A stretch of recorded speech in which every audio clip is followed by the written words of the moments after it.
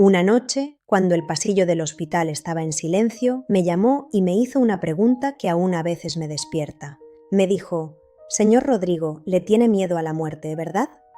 Me quedé sin palabras. Me llamo María José, tengo 74 años y fui enfermera durante más de 4 décadas. Y esa noche comprendí algo que no había aprendido en 40 años viendo morir a otros.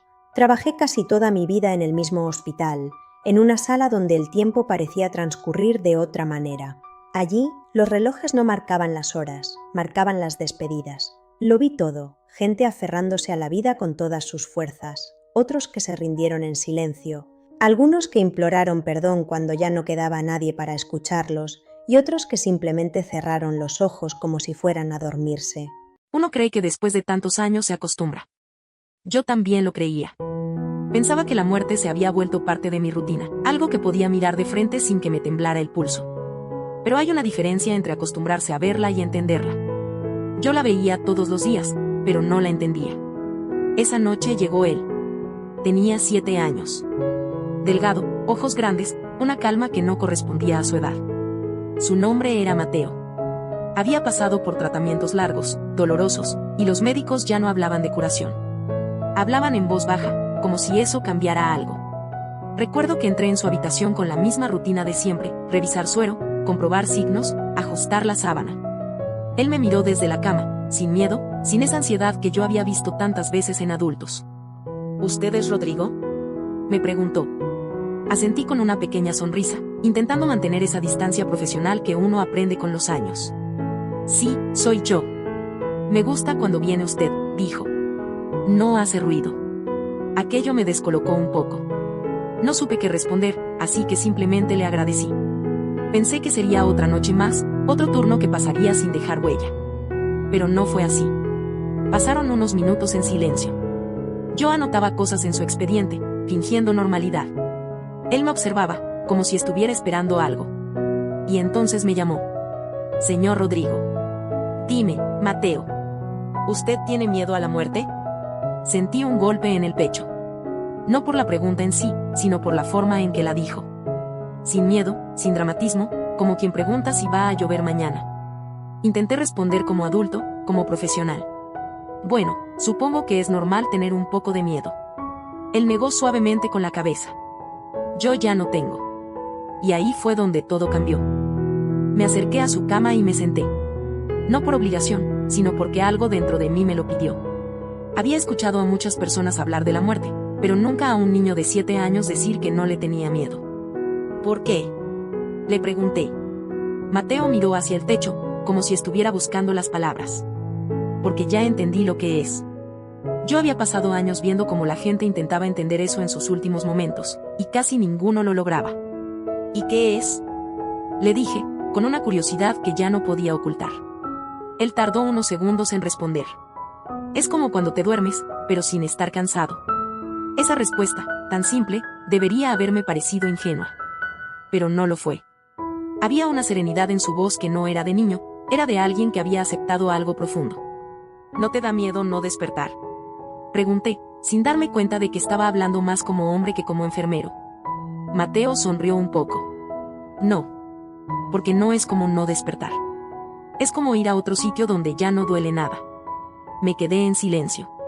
Pensé en todas las veces que había visto dolor en esas camas, en todos los cuerpos que ya no respondían, en los ojos que pedían un poco más de tiempo. ¿Y no te da pena irte?, le dije, casi en un susurro. Ahí su mirada cambió un poco. No era tristeza, era algo más profundo. Sí, pero no por mí. ¿Por quién entonces? Por mi mamá. Y entonces entendí algo que nunca había visto con tanta claridad. El miedo a la muerte no siempre es por uno mismo. Muchas veces es por los que se quedan. Mateo continuó hablando, como si estuviera explicándome algo muy importante. Ella cree que me voy a ir solo. Pero yo no creo que sea así. ¿Qué crees entonces? Creo que cuando alguien se muere, no desaparece. Solo deja de estar aquí. Aquella frase se quedó suspendida en el aire. Yo había escuchado teorías, creencias, religiones, pero nunca algo tan simple y tan difícil de rebatir. ¿Y cómo sabes eso?, le pregunté. Mateo me miró directamente. No lo sé. Lo siento. Esa respuesta me atravesó. porque yo, después de 40 años, no podía decir lo mismo. Yo no sentía nada parecido. Solo tenía preguntas. Nos quedamos en silencio un rato. Pero ya no era un silencio incómodo. Era un silencio lleno de algo que no sabría nombrar. Antes de irme, Mateo volvió a hablar. Señor Rodrigo. Dime. Usted sí tiene miedo. No era una pregunta esta vez. Era una afirmación. Y por primera vez en muchos años, no intenté esconderlo. Sí, le dije. Creo que sí. Mateo asintió, como si eso confirmara algo que ya sabía. Es porque todavía no lo ha pensado bien. Sonreí un poco, sin saber si sentirme ofendido o agradecido. Puede ser. Piénselo, dijo. Pero no cuando esté triste. Piénselo cuando esté tranquilo. Esa fue nuestra última conversación larga. Días después, Mateo se fue. No hubo dramatismo. No hubo lucha desesperada. Solo un momento en el que su respiración se hizo más lenta, más suave, hasta que dejó de estar allí. Yo estaba en el turno. Fui uno de los últimos en verlo. Y algo dentro de mí había cambiado. No fue inmediato.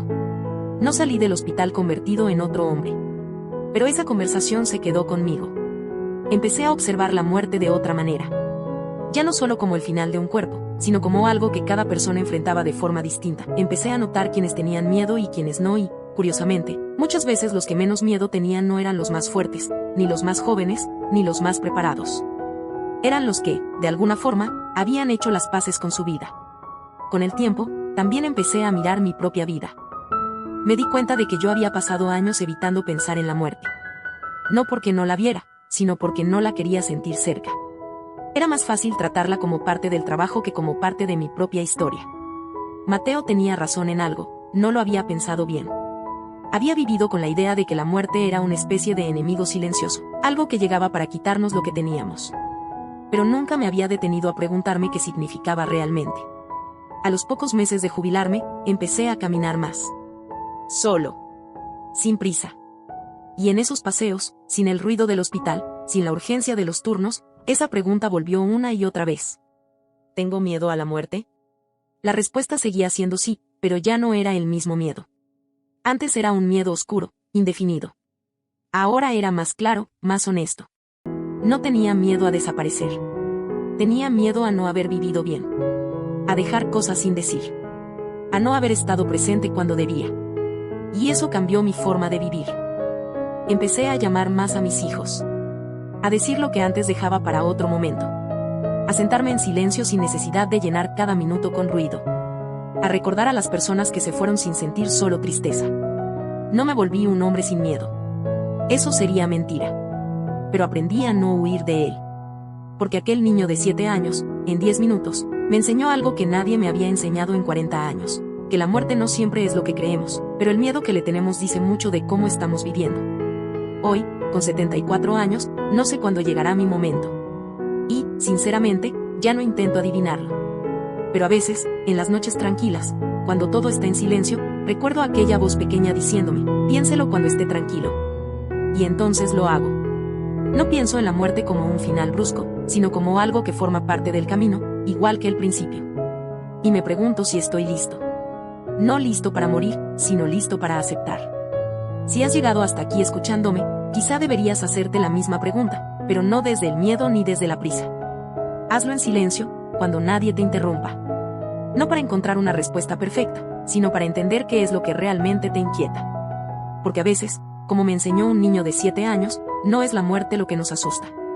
Es todo lo que sentimos que no hemos terminado de vivir. Y hay algo más que no te he contado. El día que Mateo murió, su madre me pidió que me quedara unos minutos con él. La habitación estaba en silencio, ese silencio que no pesa, pero que lo llena todo. Yo me acerqué, le acomodé la sábana como había hecho tantas veces, y por primera vez en mi vida, no sentí que estaba frente a una derrota. Le tomé la mano, aún tibia, y recordé su voz, tan tranquila, tan segura, diciéndome que no tenía miedo. Y entonces pasó algo que no esperaba. No recé. No hablé.